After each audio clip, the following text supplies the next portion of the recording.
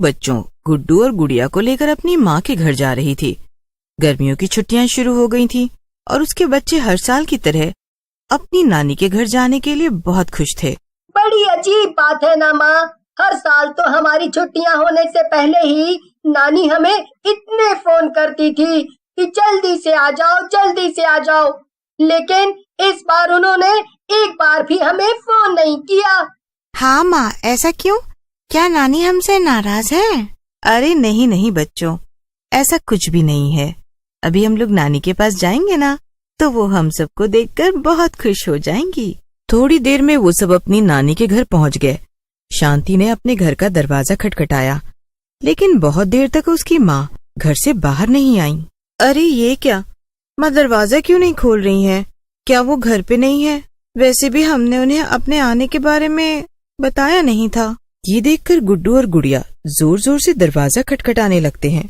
नहीं नहीं माँ, वो देखो ना, दरवाजा बाहर से नहीं बंद है। अगर नानी कहीं गई होती तो यहाँ ताला लगा होता। इसका मतलब कि वो अंदर ही है। थोड़ी देर में उनकी नानी बाहर आ जाती है। वो शांति और उसके बच्चों को देखकर खुश नहीं होती हैं।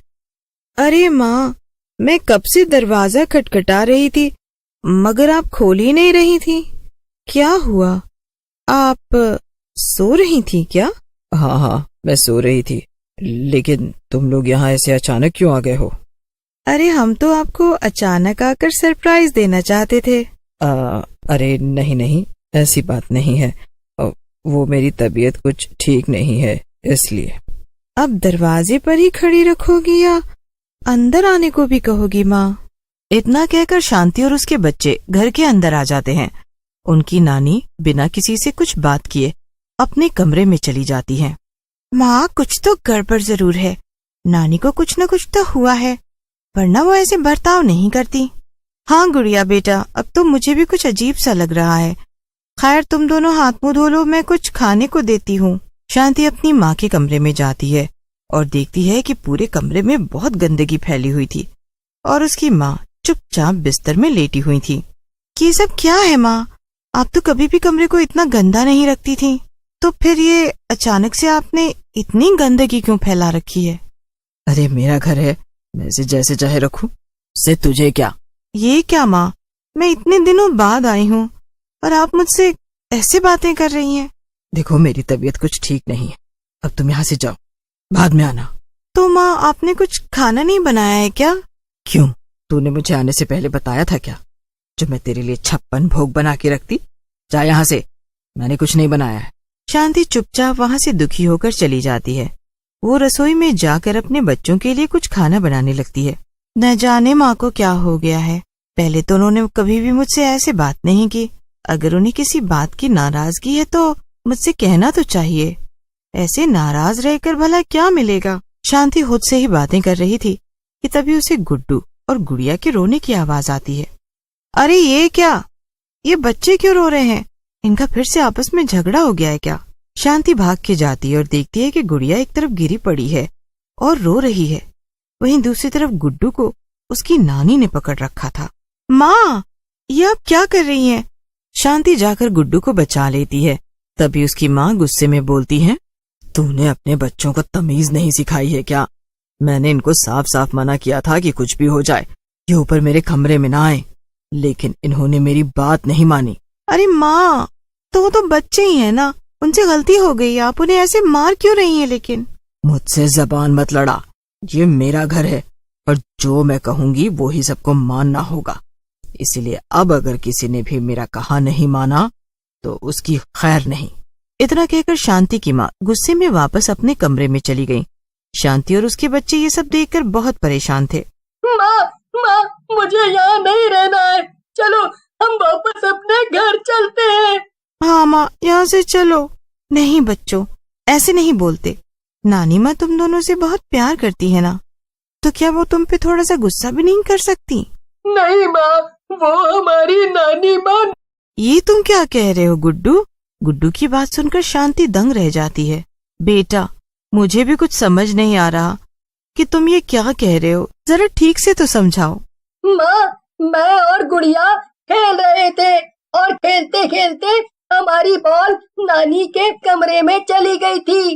जब हम उसे लेने गए तो हमने देखा कि नानी के कमरे में एकदम अंधेरा था। फिर गुड़िया ने कमरे की लाइट जला दी और नानी वहाँ नहीं थी। क्या? तो फिर कहाँ थी? माँ, नानी की जगह कमरे में एक डरावनी सी चुड़ैल थी और वो छत की दीवार पर उल्टी लटक रही थी। क्या? हाँ माँ, और फिर हम दोनों वहाँ से चिल्लाकर भागे, लेकिन तभी कमरे से नानी बाहर आ गई और वो हमें मारने लगी। माँ, हमें पूरा यकीन है कि वो हमारी नानी नहीं है। बच्चों, अगर तुम दोनों सच कह रहे हो तो तुम्हें यहाँ नहीं रुकना चाहिए। यहीं पास में तुम्हारी बरखा आंटी का घर है ना, मैं तुम दोनों को वहाँ छोड़ाती हूँ। फिर मैं बरखा आंटी के साथ यहाँ आकर देखूंगी कि आखिर मामला क्या है। ठीक है माँ, लेकिन आप भी अपना ध्यान रखना। बरखा शांति के बचपन की दोस्त थी और वो उसके घर के पास में ही रहती थी। शांति बच्चों को बरखा के घर लेकर जाती है और उसे सब बता देती है। क्या बात कर रही हो शांति? अगर तुम्हारी माँ के अंदर सचमुच में कोई चुड़ैल घुस गई होगी तो हम क्या करेंगे? मुझे तो कुछ भी समझ नहीं आ रहा बरखा। अब मैं क्या करूं? कैसे बचाऊं माँ को? हमें जल्दी ही कुछ करना होगा, वरना वो चुड़ैल उन्हें छोड़ेगी नहीं। तभी बरखा का पति शांति से कहता है, शांति, वैसे मेरे हिसाब से हमें तुम्हारी माँ पर कुछ समय नजर रखनी चाहिए। शायद इससे हमें पता चल जाए कि वो चुड़ैल तुम्हारी माँ से क्या चाहती है। ऐसे हम वहाँ सीधे जाएंगे तो चुड़ैल हमें देख लेगी और हमें पता भी नहीं चल पाएगा कि वो क्या चाहती है। ठीक है, फिर चलो चलते हैं। बरखा, तुझे याद है ना कि मेरे घर के पीछे में खुफिया दरवाजा है जिससे हम आसानी से घर के अंदर जा सकते हैं और माँ को पता भी नहीं चलेगा। हाँ, याद है ना, जब भी हम देर तक पार्टी करके घर लौटते थे तब तो उसी दरवाजे से अंदर जाती थी ताकि आंटी को पता ना चल सके। हाँ, अब जल्दी से चलते हैं बरखा, ये हंसी मजाक करने का वक्त नहीं है। मुझे माँ की बहुत चिंता हो रही है, उनकी जान खतरे में है। शांति और बरखा शांति के घर चले जाते हैं। शांति फुसफुसाते हुए बरखा से कहती है, चलो बरखा, ऊपर चलते हैं माँ के कमरे में। हाँ, ठीक है, चलो, मगर बिल्कुल भी शोर मत करना। हमें चुपचाप जाकर पता करना पड़ेगा कि आखिर वहाँ हो क्या रहा है। वो दोनों अपनी माँ के कमरे तक पहुँचती हैं और तभी उन्हें कुछ आवाजें सुनाई देती हैं। एक आवाज काफी डरावनी थी और दूसरी आवाज शांति की माँ की थी। तुम्हें तो मेरा शरीर चाहिए था ना, तो ले लो, मगर तुम मेरे बच्चों को नहीं मार सकती। तुम बार बार उन्हें क्यों नुकसान पहुंचा रही हो? आखिर ये करके तुम्हें क्या मिल रहा है? नहीं, अब तो मैं उन्हें भी मारूंगी। वैसे भी एक बार मुझे तेरा शरीर मिल जाए फिर मैं बहुत ज्यादा ताकतवर हो जाऊंगी। बस आज रात तक का इंतजार है। आज रात को ही मेरी मौत हुई थी। अगर आज रात को ठीक उसी समय मैं तुझे मार दूं और तेरा शरीर ले लूं, फिर मुझसे ज्यादा ताकतवर और कोई चुड़ैल नहीं होगी। जैसे ही शांति ये सुनती है वो दरवाजा खोलकर अंदर पहुंच जाती है और अपनी माँ को रोक लेती है। नहीं माँ, तुम खुद को नहीं मार सकती। हम मिलकर इस चुड़ैल से लड़ेंगे, लेकिन तुम खुद को कुछ मत करना।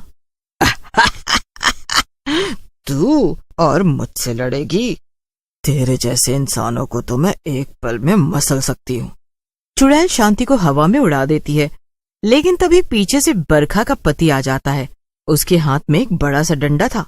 वो उस डंडे के सहारे चुड़ैल को जोर जोर से मारने लगता है। थोड़ी ही देर में बरखा का पति चुड़ैल को इतना मारता है कि वो वहां से भाग जाती है।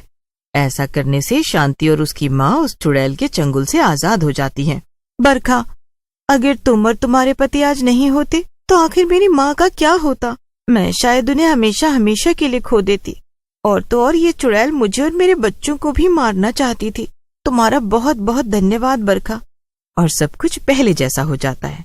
गुड्डू और गुड़िया भी अपनी नानी से फिर से मिलकर बहुत खुश थे।